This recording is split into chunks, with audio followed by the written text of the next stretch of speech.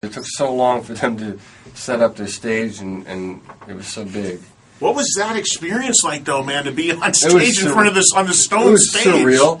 But what was the coolest thing about the entire tour was at the last show, I went up and sat behind Keith Richards' guitar amp.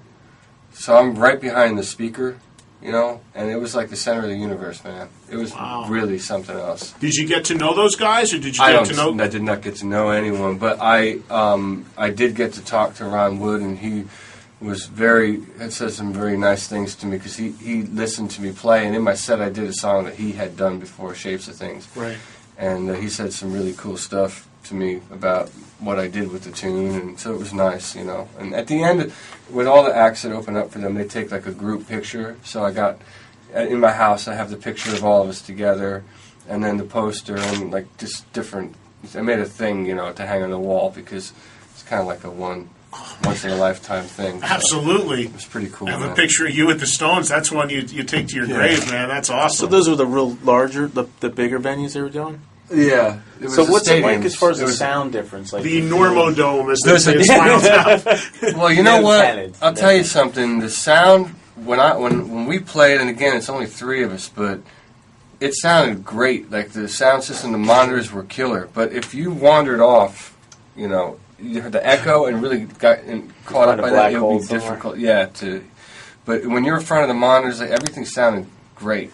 And it was surreal, though, because I played the Osaka Dome before, because we opened for Aerosmith one time, Mr. Big did.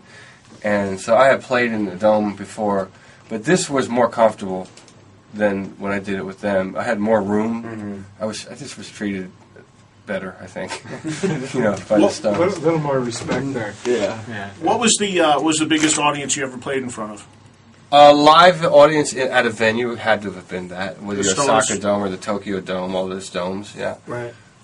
All right. RichieKotzen.com is Richie's website to learn about his releases, upcoming dates. Hopefully, we'll get some in America soon. I got this idea that I want to figure out. Like, there's all these guitar players like yourself and others that I know that are all kind of in the same boat. They want to do a U.S. show, they want to do something cool, but they don't have the capability to, not only the promotion, but also like the ability to get a good amount of people there and to really try to make it special. Yeah. Well, yeah. Well, So, but there's only one G3, so why not do like a G5 and get Richie and all these other guys that I know that are in that same sort of boat to do a show. We you talked just about have an that. idea for a show, the Eddie Trunk. That would be cool, man. You should do it. Well, you know what? I just did. Mike's full of ideas, and then it's like Yeah.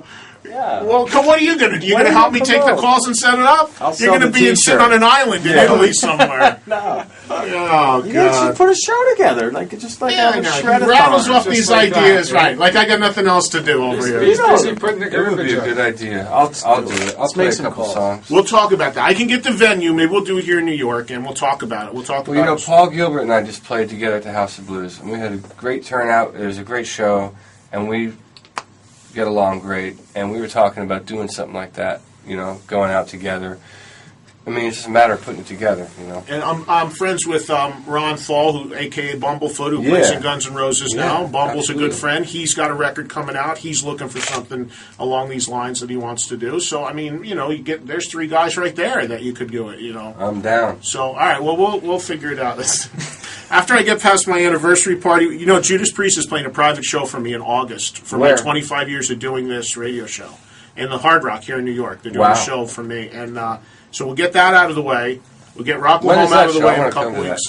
You can come in. I'll have you there if you want. August 4th. It's a private show with Judas Priest, so it's going to be cool. So we'll do the Rocklahoma thing. We'll do the anniversary thing, and then Mike Piazza and I Productions will get ready. Piazza31.com will produce and the guitar extravaganza featuring Richie Kotzen and others. Look at him. I'm going to go big with this.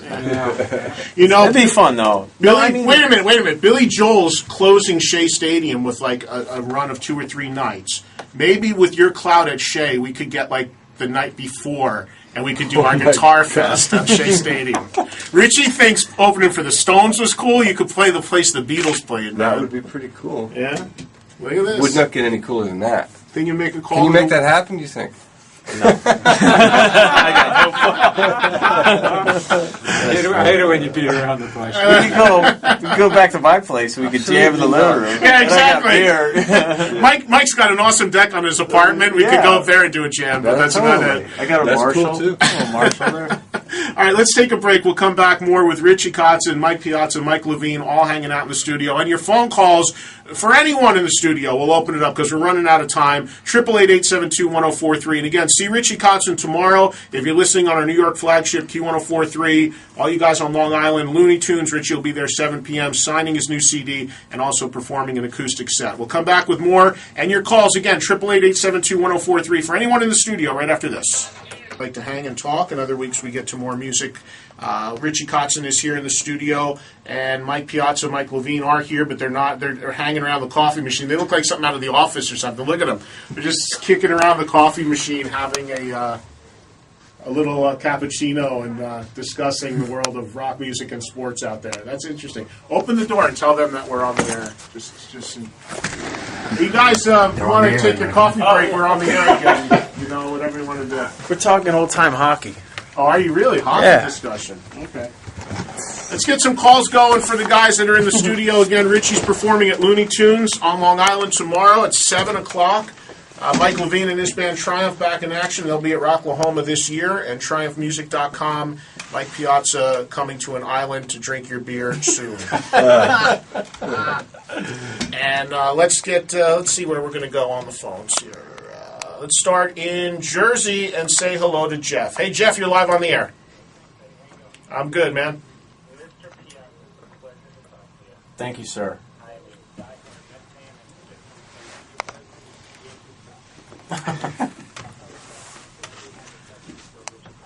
All right.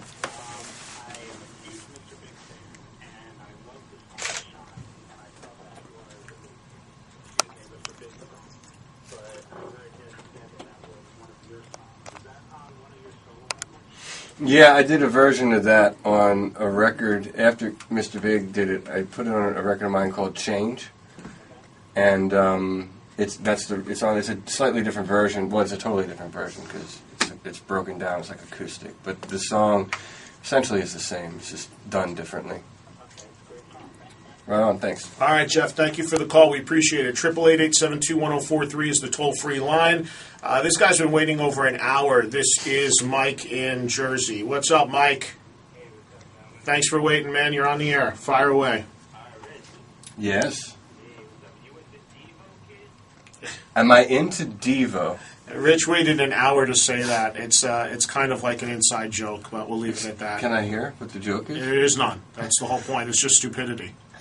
That's the inside joke. It's stupidity. He calls every week and somehow makes a way to say Devo on the air, and that's what gets his cool. jollies. I like that. That's very cool. I don't even think so. I think it's just his it's signature a word. thing. It feels good for him to say. He's getting off on the fact that we just spent 30 seconds talking about the fact that he calls it every week and does that. That's cool. Is that why you make him wait an hour? Well, no, I didn't even know that, but that's what an idiot he is, so they waited an hour to do that. Let's hope that doesn't escalate, because that could go down a really dark road. Andrew, you're on the air. What's up, Andrew? We're good, man.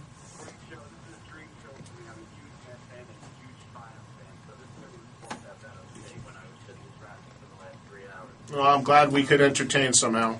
I actually tuned in a little bit late, so for the question has already been answered.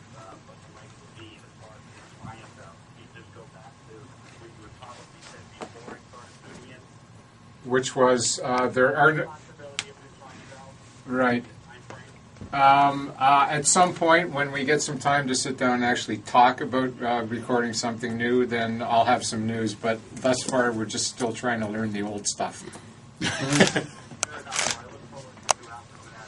Piazza, my sister told me last night that she was taken to a dinner last night in Miami at the Thai restaurant. She was very excited about that. Oh, yeah. That's great. Small world. That was your sister? Really?